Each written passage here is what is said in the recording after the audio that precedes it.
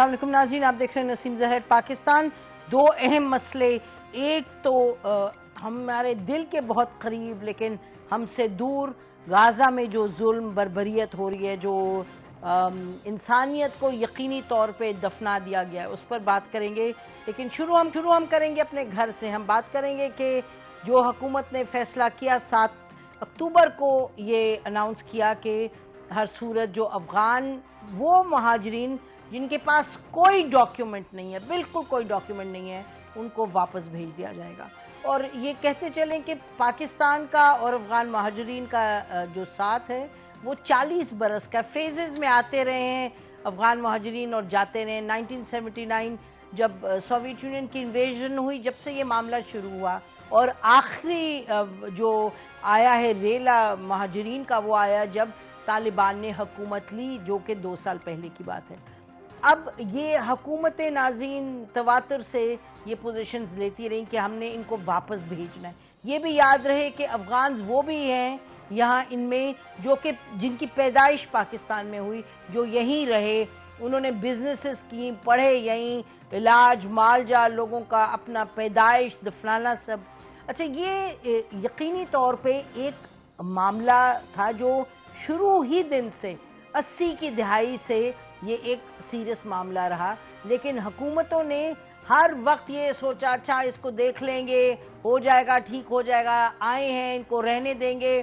फिर कभी कभी ये भी हुआ कि जी नहीं इनको निकाल देंगे बिल्कुल। फिर ये हुआ कि इनको यहाँ तक हुआ कि पिछली हुकूमत में इमरान खान साहब ने कहा जी हम इनको शहरियत दे देंगे। फिर उसको भी कहा कि नहीं ये बात ठीक नहीं है, उसको उस पर बड़ी तनकीद हुई। अब भी जो फैसला हुआ है और हुकूमत जो है वो तवातुर के साथ कह रही है, ये हुकूमत जब से उसने फैसला किया कि वापस जाएंगे, ये बार बार कहा जा रहा है there will be no review on this decision. और ये भी हम देख रहे हैं कि अब ये जो डिसीजंस हुई हैं उस पर तनकीद हो रही है। ह्यूमन राइट्स ग्रुप्स और बहुत से हमारे अपने पाकिस्तानी सियासी लोग कर रहे हैं इसकी तनकीद, और साथ साथ हम देख रहे हैं कि इंटरनेशनल ग्रुप्स भी कर रहे हैं, हुकूमतें भी कह रही हैं कि जी ये बड़ी ज़्यादती है, इसको देखें। तो बिल्कुल नहीं लग रहा कि ये रिव्यू होने वाला है मामला। लेकिन ये मामला है क्या जो कहा जा रहा है कि हम वापस भेजेंगे? क्या करेंगे? उठा के सबको फेंक रहे हैं, रिव्यू कर रहे हैं, जिनको वापस भेज रहे हैं किसी तरीके से भेज रहे हैं? ये तमाम सवालात हैं नाज़रीन, जिस पर बात करने के लिए हमने 2 ऐसी शख्स बुलाया है जो कि हमने उनको मदऊ किया है। We are kind that Dev joined us, we are very grateful that Dev joined us. ये दोनों ऐसे लोग हैं जो कि अफ़गान जो मामला है उसको 30-40 बरस से बड़े करीब से देखते रहे हैं। ये दोनों जो हजरात हैं हमारे साथ नाज़रीन, हमारे साथ हैं ब्रिगेडियर साद मोहम्मद साहब, डिफेंस एनालिस्ट हैं, और ये अफ़गानिस्तान में सर्व कर चुके हैं और मामलात को बड़ी करीब से जानते हैं, समझते हैं। ये रेगुलर पोजीशन भी रही इनकी इंटेलिजेंस की पोजीशन भी रही। तो साद साहब is very familiar with this issue. और साथ साथ रुस्तम शाह मोहम्मद साहब, farmer interior secretary, farmer ambassador to Afghanistan, former chief secretary KPK। शायद ही पाकिस्तान में कोई ऐसी शख्सियत हो जिसने इतने करीब से, इतने मुख्तलिफ पहलुओं से इस पर सोच विचार की है और प्रैक्टिकली इन्वॉल्व रहे। जी वेरी वार्म वेलकम आप दोनों का, ब्रिगेडियर साहब और रुस्तम शाह साहब आपका। जी रुस्तम शाह साहब, आपसे शुरू करते हैं। ये फरमाइए कि तनकीद भी आपने सुनी, हुकूमत की पॉलिसी भी सुनी, उस पर जो उन्होंने अमल दरामद शुरू किया वो भी सुना, तो और हालात भी आप जानते हैं, तो आप क्या फरमाएंगे? ये जो फैसला तो कहा जा रहा है हमें कि ये अटल है, इसमें कोई तब्दीली नहीं आएगी, तो क्या ये फैसले का कोई बेहतर तरीका है करने का, इस पर अमल दरामद, या जो हो रहा है ठीक है?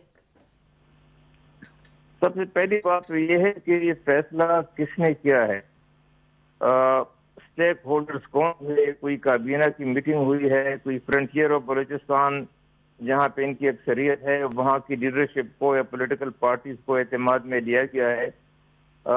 ये कैसे फैसला था जो एक मरहले एक लम्हे में आ गया, और एक केयरटेकर गवर्नमेंट जो इनके 2 या 3 महीने बाकी हैं, उन्होंने एक बड़ा फैसला कर लिया कि 14 लाख लोगों को बेदखल किया जाए।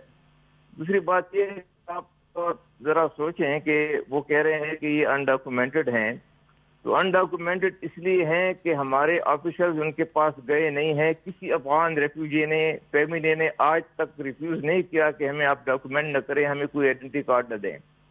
ہوسٹ کنٹری کا فرض بنتا ہے کہ ان کے لوگ وہاں جائیں اور ان کو اپنے آئیڈینٹی کارڈ دے دیں. آپ تو ایگری نہیں کریں گے، لیکن انٹرنیشنل لا یہ کہتا ہے کہ جو آدمی اسائلم سیک کرتا ہے تو ہوسٹ کنٹری ان کو یہ اختیار نہیں ہے کہ ان کو دوبارہ پش بیک کریں ان کو اپنے گھر میں، اپنے ملک میں. اگر وہ انسیکیورٹی کی وجہ سے، کسی ڈر کی وجہ سے، غربت کی وجہ سے یا پرسیکیوشن کی وجہ سے اپنا ملک چھوڑنے پر مجبور ہے، تو دوسرا ملک جو ہوسٹ کنٹری ہے ان کو یہ اختیار نہیں ہے کہ ان کو دوبارہ جو ہے فورسبلی ایوکٹ کرے. آپ دیکھیں کہ ایک آدمی، ایک فیملی 20 سال سے 30 سال سے 40 سال سے یہاں رہ رہے ہیں، ان کے بچے ہیں، ان کا کاروبار ہے، ان کی دکان ہے یا ان کی کوئی تجارت ہے، بچے اسکول میں ہیں اور انہوں نے گھر لیا ہوا ہے، اگر کرائے پر ہے، جو بھی ہے. آپ ان سے کہہ رہے ہیں 20 سال کے 30 سال کے لوگ کہ آپ 25 دن کے اندر اندر سب کچھ ختم کریں، جن کا آپ پر قرض ہے وہ بھی چھوڑیں، جو آپ کا جن پر قرض ہے وہ بھی چھوڑیں، جو ٹرانزیکشن ہے سب چھوڑیں، گھر بھی چھوڑیں، ایک سوٹ کیس لے کے آپ چلے جائیں، افغانستان چلے جائیں. ایسا تو کبھی نہیں ہوتا، یہ تو کبھی ہوا نہیں ہے. اور 14 لاکھ لوگوں کو آپ بے دخل کر رہے ہیں. آپ اندازہ لگائیں ان کے لاجسٹکس کا، یہ جو اپہیول کریٹ ہوگا، جو وہاں جو ایکریمنی اور ہاسٹیلٹی کریٹ ہوگی. ان مہاجرین نے آپ پہ کیا دباؤ ڈالا ہے؟ آیا آپ کا جو انفراسٹرکچر ان کے اس میں آیا ہے؟ آپ سے انہوں نے جاب طلب کیے ہیں؟ آپ کی سیاست میں انہوں نے دخل اندازی کی ہے؟ بارڈر اٹیکس جو ہیں یا بارڈر پہ حملے جو ہو رہے ہیں، وہ آپ ٹی ٹی پی سے پوچھیں اور داعش سے پوچھیں. جو لوگ قیام پذیر ہیں اپنے بچوں کے ساتھ، کوئی ایویڈنس مجھے کوئی بتائے کہ وہ لوگ بارڈر اٹیکس میں، اسمگلنگ میں ملوث ہیں. اگر ہیں تو ان کو آپ سزا کیوں نہیں دیتے؟ یہ افغانستان سے لاکھوں لوگ اس وقت باہر جا رہے ہیں، وہاں کی اکانومی کولیپس ہو گئی ہے. $8 بلین جو افغان گورنمنٹ کے ایسٹس ہیں امریکہ نے اور ان کی الائز نے روک لیے ہیں. $8 بلین، اگر وہ اکانومی میں آ جائیں ان کی اکانومی چل پڑے گی. آپ ان حالات میں کہ وہاں سے لاکھوں لوگ جا رہے ہیں، ان حالات میں 14 لاکھ لوگوں کو بے دخل کر کے ان کے پاس بھیج رہے ہیں. کیا میسج دینا چاہتے ہیں آپ کہتے ہیں کہ ترکمانستان سے گیس آئے گی افغانستان کے راستے، تاجکستان سے بجلی آئے گی، افغانستان سی پیک میں آ جائے گا، یہ ہوگا وہ ہوگا. ہم افغانستان کے منرل جو ٹریجرز ہیں ان ایکسپلائٹیشن میں ہم ان کی مدد کریں گے، ہماری ٹیکنالوجی، ہمارے پرسنل استعمال ہوگا. پھر اب کوئی فور سائٹ ہے، کوئی ویژن یہاں پر ہے؟ میں تو حیران ہوں کہ کیسے کوئی ایبرپٹ فیصلے لے لیتے ہیں اور پھر ان پہ ایسے عمل ہوتا ہے جیسے کہ بڑی لمبی گہری سوچ کے بعد، ایک ڈسپیشنیٹ ایویلیویشن کے بعد یہ فیصلے لیے گئے ہوں. تو میں سمجھتا ہوں کہ اس سے ایک تخم ایسا ہو، یہ ایک تخم ہے مستقبل میں دشمنی، ہاسٹیلٹی، ایکرمنی دونوں ملکوں کے درمیان، جس کے اثرات آنے والے سالوں میں آپ خود دیکھیں گے. ایک طرف ایران کے ساتھ تعلقات خراب ہیں، افغانستان کے ساتھ بھی آپ ایسا کر رہے ہیں، ہندوستان تو چلیے اس کو تو چھوڑیں، تو آخر ہم کہاں جا رہے ہیں؟ جی بریگیڈیئر صاحب، آپ نے سنا رستم شاہ صاحب تو 5-6 معاملات پہ انہوں نے کہا یہ غلط ہے. انہوں نے کہا جو بین الاقوامی قوانین کے مطابق آپ لے آئیں ایک مرتبہ تو پھر ان کو واپس نہیں بھیج سکتے، اور باقی تو تمام آپ نے سنی باتیں. انہوں نے کہا تعلقات بھی خراب ہوں گے، یہ زیادتی ہے کہ آپ 25 دن میں جو 20 سال یہاں رہیں، 30 سال ان کو کہہ رہے ہیں آپ گھر واپس جائیں، اور آپ نے خود ان سے نئی معاملات ٹھیک کیا، آپ نے خود جا کے رجسٹریشن نہیں کروائی اور آج آپ کہہ رہے ہیں کہ ان کے پاس ہے نہیں. جی بریگیڈیئر صاحب.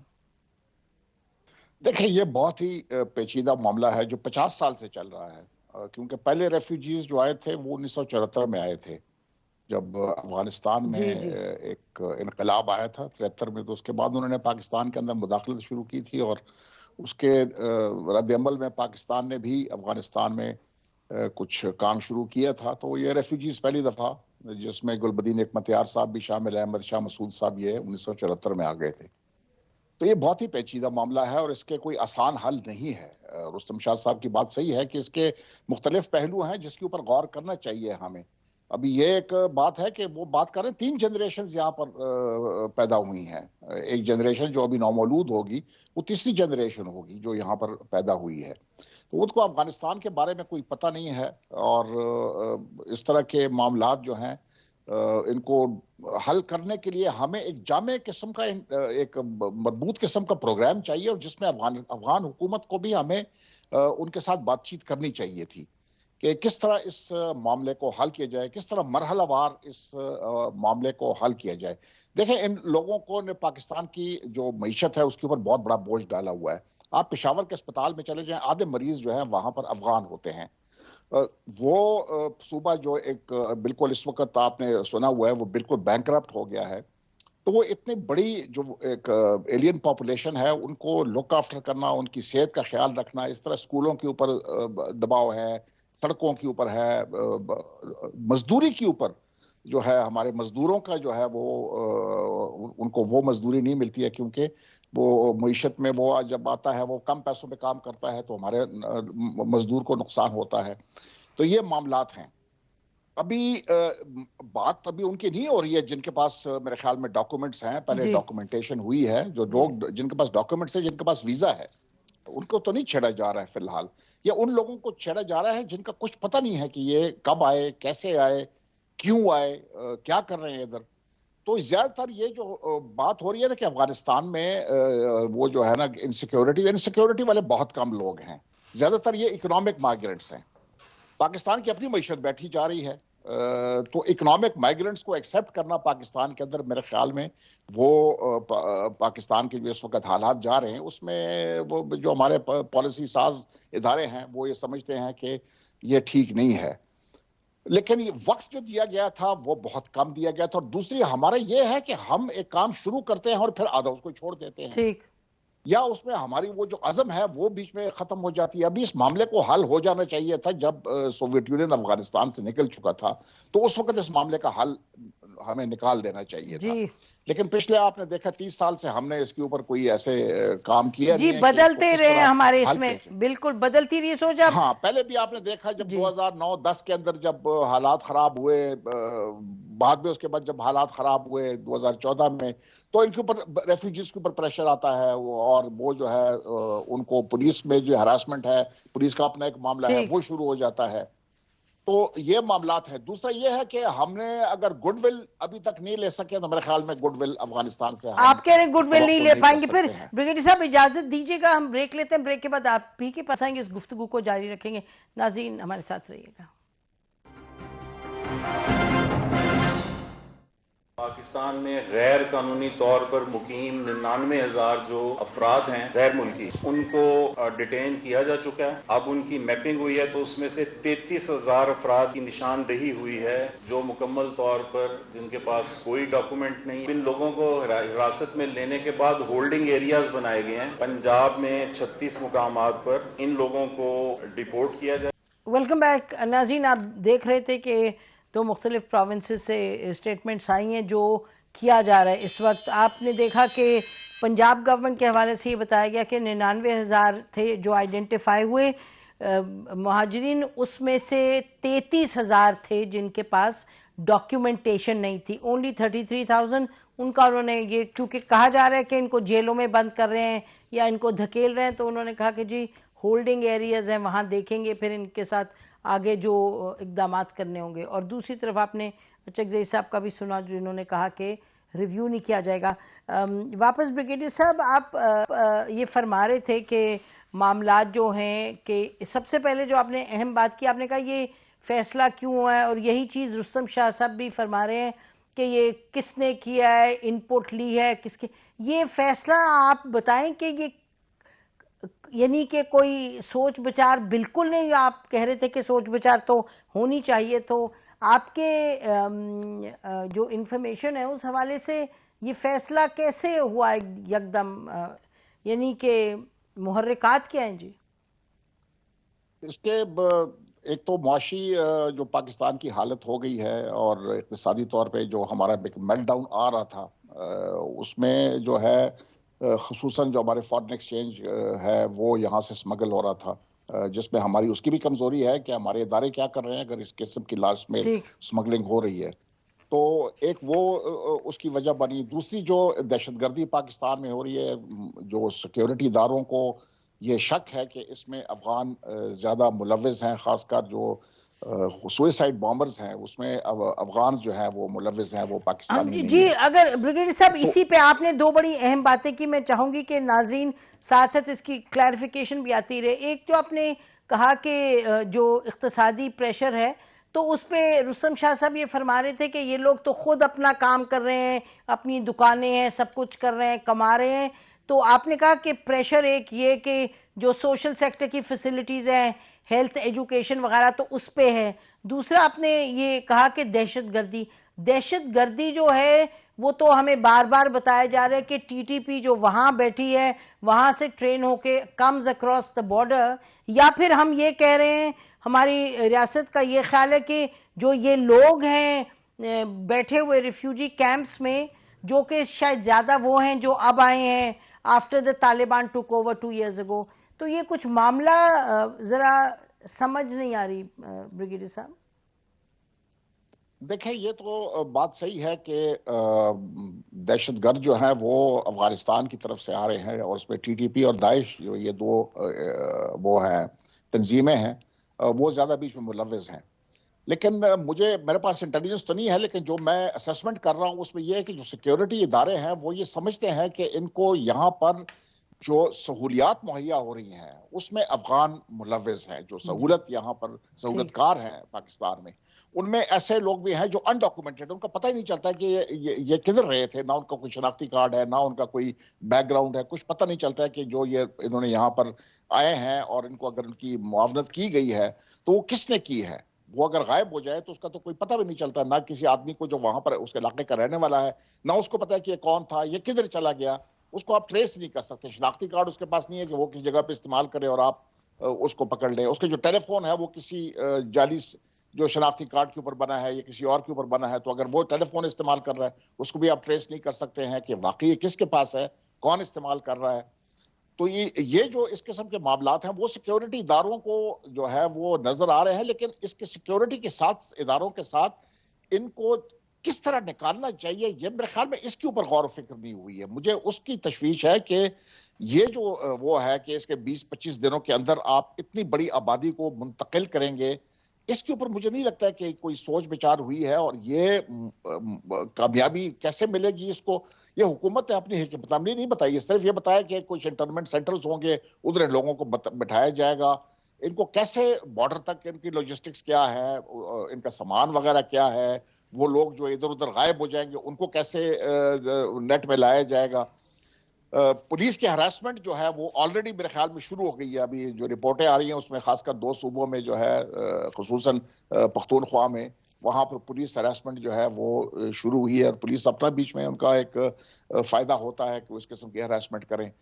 تو مجھے ایک جامع پروگرام مجھے نظر نہیں آ رہا ہے کہ کس طرح ان کو نکالنا. اگر آپ نے ہے اور اس کو آپ سمجھتے ہیں کہ وہ پاکستان کے مفاد میں ہیں, ضرور کیجئے, لیکن کیسے کریں گے آپ اس کو, یہ مجھے بھی سمجھ میں نہیں آ رہی ہے کہ اس کو کیسے آپ نے آگے بڑھانا ہے. جی بالکل. رستم شاہ صاحب یہ بتائیے گا کہ ایک تو یہ خبریں آئی ہیں پچھلے 5-6 روز میں, انفیکٹ 10-15 روز سے کہا جا رہا ہے کہ آج 10,000 چلے گئے, آج والنٹیرلی 20,000 چلے گئے, شاید ایک دن یہ بھی کہا کہ 40,000 چلے گئے والنٹیرلی.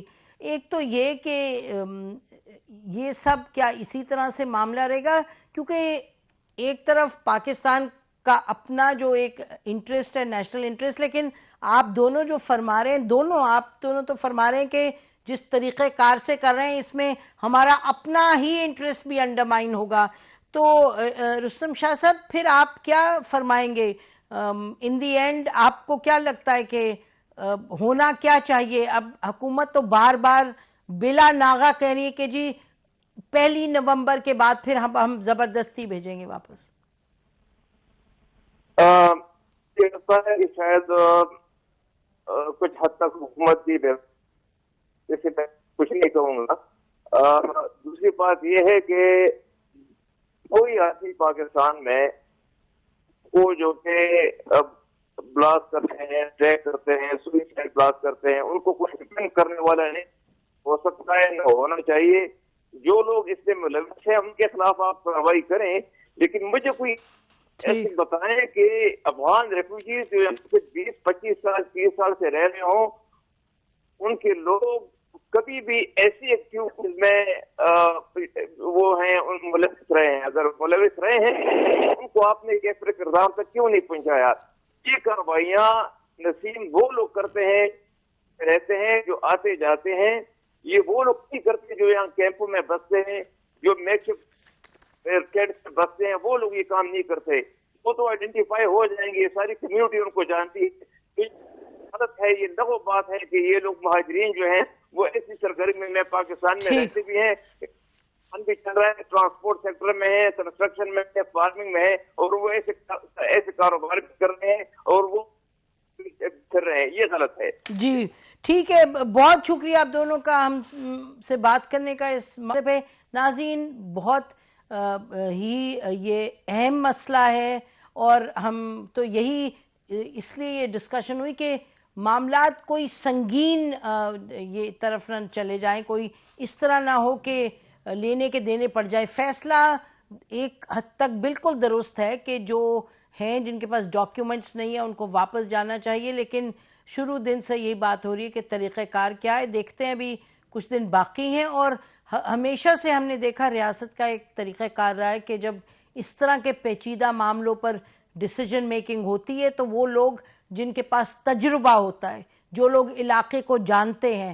افغانستان کے حوالے سے خاص طور پر ہم نے دیکھا کہ ہمیشہ پچھلی 3 دہائی سے بڑے قریب سے ہم نے دیکھا کہ جب بھی کوئی پیچیدہ معاملہ ہوا, چاہے کابل سے تعلقات کا ہوا, چاہے مہاجرین کا ہوا, چاہے بارڈر پہ لڑائی جھگڑے کا ہوا, ہمیشہ دا wise people in the society, جو کہ جس طرح کے لوگوں کو ہم نے ابھی مدعو کیا ہے, ان لوگوں کو دعوت دے کر ان سے بات چیت کر کے تو قدم آگے بڑھایا جاتا ہے. ہم امید کرتے ہیں کہ اسی طرح کا معاملہ ہوگا تاکہ جو فیصلہ پاکستان کی بہتری میں ہے وہ یقیناً بہتری ہی میں ہو, لیکن اس کا طریقہ کار جو ہے وہ بڑا there's a big question there. Break لیتے ہیں ناظرین, بریک کے بعد ہم واپس آئیں گے, اور غازہ میں جو ظلم ڈھائے جا رہے ہیں, جو بربریت ہو رہی ہے, جس پہ کہ مغربی دنیا بالکل ساتھ دے رہی ہے.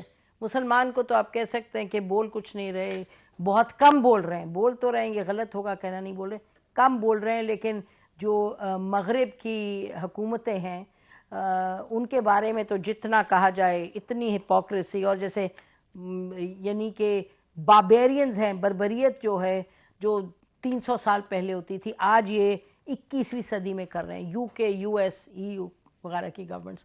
بریک لیتے ہیں ناظرین, بریک کے بعد ہمارے ساتھ ڈاکٹر ملیہ لودھی ہوں گی, ambassador, former ambassador to US, UK, اور پرماننٹ ریپریزنٹیٹیو رہ چکی ہیں UN میں. Stay with us.